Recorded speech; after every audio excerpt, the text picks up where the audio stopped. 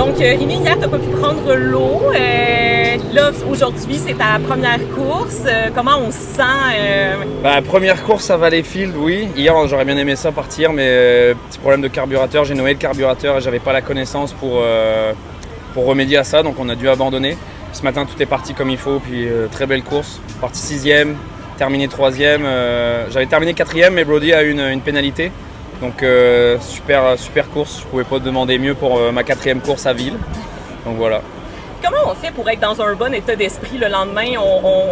On oublie la veille, puis on se dit, bon, mais là, c'est ma journée. Comment on fait pour passer à autre chose comme ça? En fait, moi, j'ai quand même connu un début de saison un peu chaotique. On a eu des problèmes mécaniques, des problèmes de conflits internes. Et je suis quelqu'un qui a un état d'esprit où tout ce qui a trait au mécanisme, je me mets pas de pression avec ça. Puis hier, c'était quelque chose que j'avais pas la connaissance, puis que je pouvais pas contrôler. Donc oui, c'est frustrant, c'est Valleyfield, on met de l'argent, il y a un enjeu, mes parents se sont déplacés, tous mes amis se sont déplacés, mais comme c'est hors de mon contrôle et que j'ai rien pu faire pour ça, j'ai comme oublié et je me suis focalisé sur ce que je pouvais faire aujourd'hui vraiment là.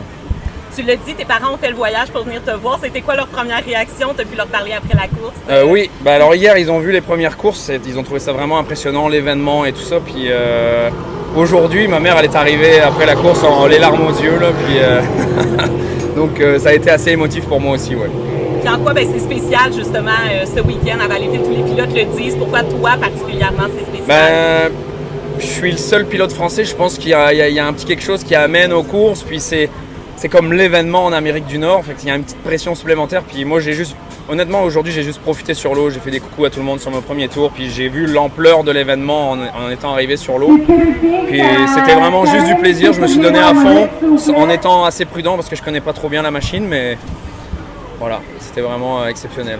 Est-ce que tu es arrivé là avec des objectifs? Un week-end où tu serais satisfait, ce serait quoi comme résultat? En fait, depuis le début de saison, depuis l'an dernier, je suis rentré dans le milieu, j'ai parlé un peu tout le monde, Andrew Tate, le champion de Valleyfield, Mathis Gabriel Chiasson, l'équipe de Denis Charette, puis de Vincent Laberge aussi, puis tout le monde me dit à peu près la même chose, étape par étape, baby step, puis c'est vraiment mon mindset, c'est vraiment y aller étape par étape parce que je veux pas me blesser, je veux pas foutre en l'air la machine qui m'appartient pas, puis je veux prendre du plaisir, donc j'y vais étape par étape, je repousse mes limites un petit peu à la fois, puis ça donne des bons résultats. À date, cette année, on a fait une finale et 3 fois 3e, donc je pense que c'est vraiment très bon pour une première année, quoi. Donc mes objectifs, c'est ça, c'est être stable en fait, c'est garder une stabilité.